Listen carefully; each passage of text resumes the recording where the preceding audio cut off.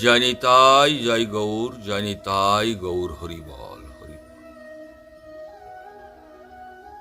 বর্হা পীড়াভিরামং মৃগমদ তিলকং কুণ্ডলাক্রান্ত গণ্ডং কঞ্জাক্ষং কুম্ভকণ্ঠ স্মিত সুভগ সাদরেণস্তবেন শ্যামং শান্তং ত্রিভঙ্গম রবিকর বসনং ভূষিতং বৈজয়ন্তঃ বৃন্দাবনস্থং যুবতী শতবৃতম ব্রহ্ম গোপাল বেশম। হা কৃষ্ণ করুণার সিন্ধু দীনবন্ধু জগৎপতে গোপেশ গোপিকা কান্ত রাধাকান্ত নমস্তুতে। রাধাং রাশেশ্বরীং রম্যাং স্বর্ণকুণ্ডল ভূষিতম বৃষভানুসুতং দেবী ত্বং নমামি হরিপ্রিয়াম। মহাপ্রসাদ জননী সর্বসৌভাগ্যবর্ধিনী আদি বেদি হরা নিত্যং তুলসীতং নমস্তুতে। জনিতাই জয় গৌর, জনিতাই জয় গৌর। দেবর্ষিপাদ নারদ, দেবর্ষিপাদ নারদের নরক দর্শন। কেন না, দেবর্ষিপাদের নারদের কাজই হলো অনন্ত কোটি বিশ্ব ব্রহ্মাণ্ডে ঘুরে ঘুরে ঘুরে ঘুরে ঘুরে ঘুরে ভগবানের নাম করা আর জীবের কিভাবে কল্যাণ হয় এই ঘুরে ঘুরে দেখা। নারদ কিভাবে নাম করতেন, নাম অষ্টকে বললেন। নারদ বিনার জীবন সুধর্ম নির্যাস মাধুরীপুরে তং কৃষ্ণ নাম কামং আমার রসনে রসনে সদা। তার মানে নারদের বিনার থেকে 24 ঘন্টার 1 সেকেন্ডও নাম বন্ধ হতো না। নাম করছে আর মনে মনে সমস্ত বিশ্ব ব্রহ্মাণ্ডের হিত কামনা করছেন। ঘুরে ঘুরে দেখেন সমস্ত জায়গায় কিভাবে কাদের কি কষ্ট, কিভাবে এদের হিত করতে হবে। আমাদের জগতে সব থেকে হিতাকাঙ্ক্ষী হলো দেবর্ষিপাদ নারদ। নারদ মুনি অনন্ত কোটি বিশ্ব ব্রহ্মাণ্ডের মধ্যে নারদের এতটুকু সম্পত্তি নাই। সবার আছে, ব্রহ্মলোক শিবলোক বিষ্ণু সবার কিছু না কিছু আছে, ধ্রুবেরও আছে, কিন্তু দেবর্ষিপাদ নারদের অনন্ত কোটি বিশ্ব ব্রহ্মাণ্ডের মধ্যে এতটুকু সম্পত্তি নাই। আছে কি? ওই বিনা ডম্বরুটা, এতে নাম করে আর ঘুরে ঘুরে দেখে। ঘুরে ঘুরে যেমন দেখতে দেখতে ভাবছে এই যে একটা কলিযুগ, কবে না অষ্টবিংশতি মানে 28 মন্বন্তরে বৈবশত মন্বন্তরে একটা কলিযুগ আসবে।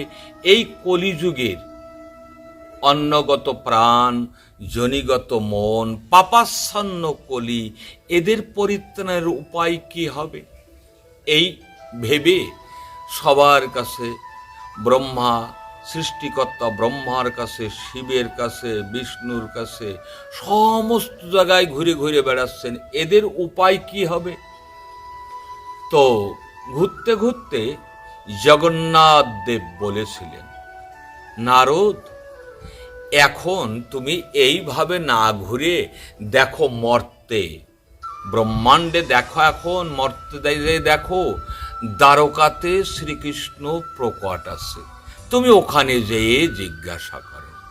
ঘুরতে ঘুরতে দেবর্ষিপাদ নারদ দ্বারকায় এসে দেখে গোবিন্দ আছেন কার ঘরে?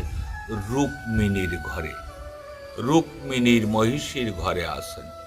প্রণাম করলেন, প্রণাম করলেন, প্রভু প্রণাম।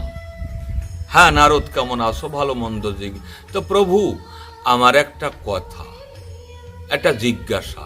হ্যাঁ নারদ, তুমি তো জিজ্ঞাসা ছাড়া, কথা ছাড়া থাকো না, তোমার সব সময় একটা জিজ্ঞাসা আছে, বলো কি জিজ্ঞাসা?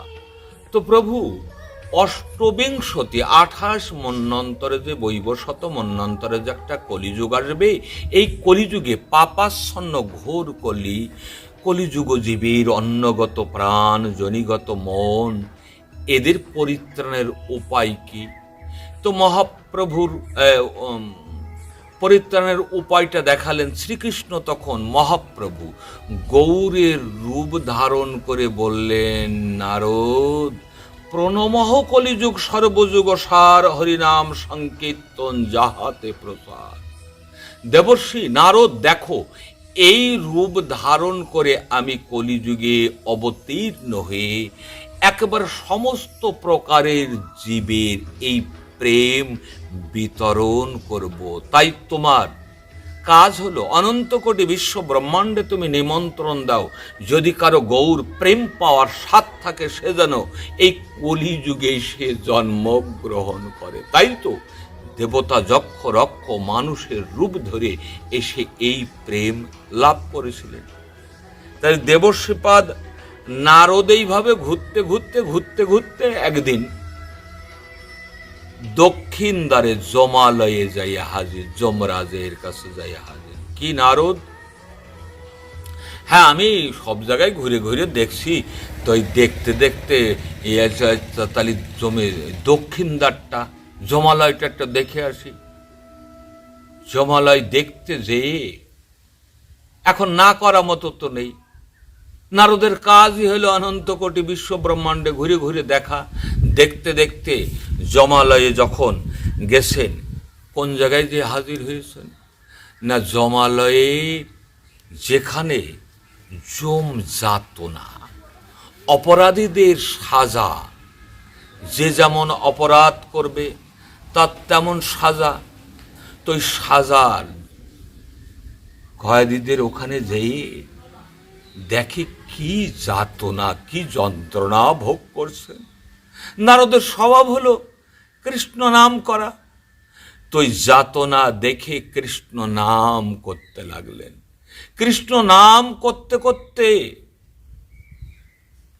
কৃষ্ণ নাম শ্রবণে কি হয়, নাম আভাসে জীব মুক্ত কহে ভাগবতে। ওই নামের আভাস শুনে, নামের আওয়াজ শুনে যারা পাপীরা ছিল, ওই আওয়াজ শুনে এক এক করে সব মুক্ত হয়ে যাচ্ছে।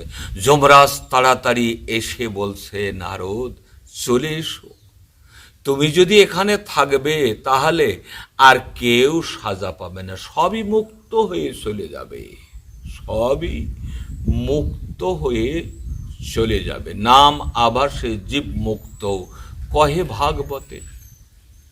তাহলে নারদ যখন যমালয় দর্শন করলেন, এই দর্শন করতে যেয়ে কৃষ্ণ নাম করলেন, নামে সব মুক্ত হয়ে চলে গেলেন। দেবশ্রীপাদ নারদের যমালয়, যমরাজের সেই সাজা দেওয়া জায়গাটা দর্শন। জানি তাই, জয় গৌর। তাহলে দেবশ্রীপাদ নারদের এই মতাদর্শে আমরাও যদি ভগবানের নাম কীর্তন করি, তাহলে সমস্ত পাপ তাপ জ্বালা যন্ত্রণা থেকে মুক্ত হয়ে আমরাও